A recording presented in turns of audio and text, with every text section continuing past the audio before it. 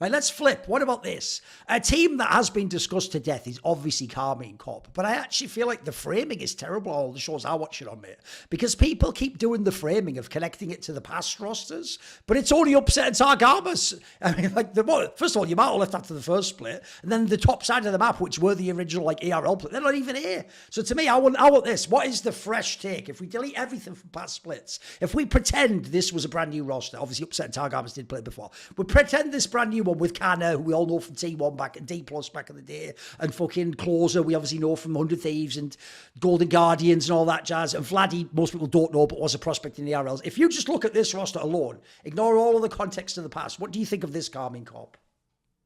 I think that this is an example of that cynical approach done correctly, right? Where they looked at it and said that what are our assets? How do we build around those assets? And as much flame that the GM might have gotten for making those decisions early on, being able to pull this together for summer and getting their results is definitely a positive sign for whoever took on the mantle, right? Of making these roster changes, bringing these things together, and then now they're actually able to build around Upset and Tagama to the bot lane, and you see Upset getting a lot of resources, and they are able to occasionally Yep. pull off the wins. And notice that their wins have not been against the teams that are above them in the bracket, right? So they're Yes. not going to be pulling off upsets. They're just simply picking up wins against these other teams that don't have their things together. They're going in there, and it's the classic case of you have a plan, the opponents don't have a plan, and having a plan beats not having a plan. So I'm not very excited about this. But my take is this is triage done successfully. They've Yes. salvaged a season. They've made playoffs.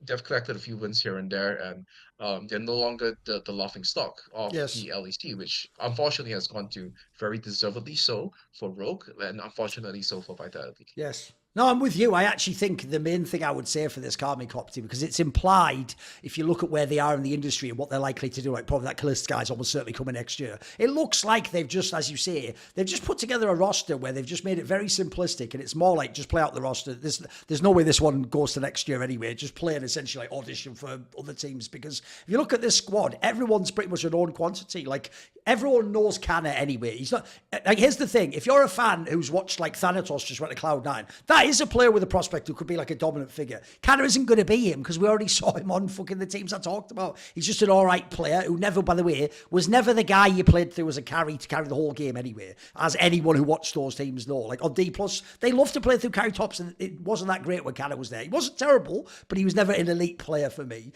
So then you go Closer. I mean, he is a little bit washed, but again, he's an own quantity. You know, he's how he's going to play in the game. That's obvious. The Vladdy guy, I actually think fair play if they keep him. Seems like he does have some skills. He's a rookie, but I've seen some decent games. And I'm with you. It is clear in this team, maybe because, like I say, I think it's his last split with them. They just seem like they are catering to Upset now. They're trying to give him, like, I mean, he definitely gets his picks, by the way. They get on that Zeri anytime he wants, it looks like. So I do think you have seen much better games this split from Upset. The problem he has is, even in the wins, it does look a little bit like, I think it was Dom said something like, he looks like he's been beaten into submission. I thought, what a great way to phrase it, because it looks like he's just been so traumatized by all those games earlier with the past lineups that he never fully like allows himself to like totally unlock his game. Now he does it to like 85% or something, because I feel like I would speculate him and Targamas have had the greatest synergy, etc. Obviously, these are brand new play. I mean, it's a pretty weird lineup he's playing with. So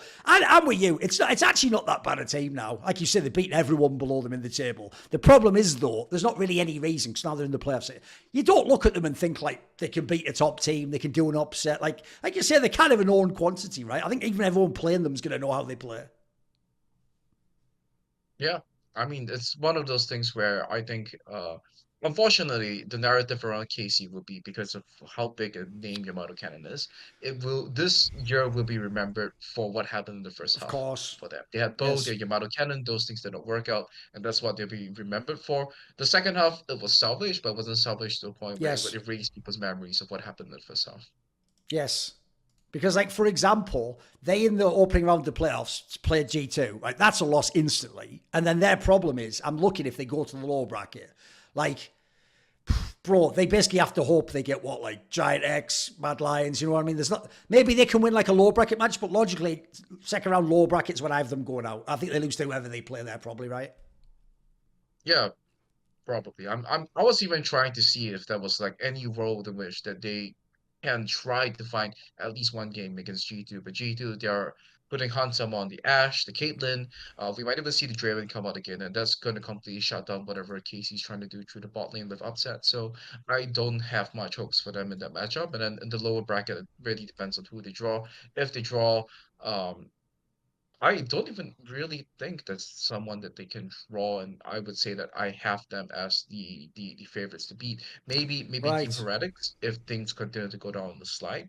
Uh, Mad Lions, that is the one where there's a little bit more. I think that one's still going to be the interesting one, right? Where even though I would think most people will consider how badly Mad Lions have been playing, I think that that might Okay. actually be an even game between those two teams. See more cool, funny, interesting clips based on topics from my content? Well, subscribe to this channel then, or, be a pleb and don't.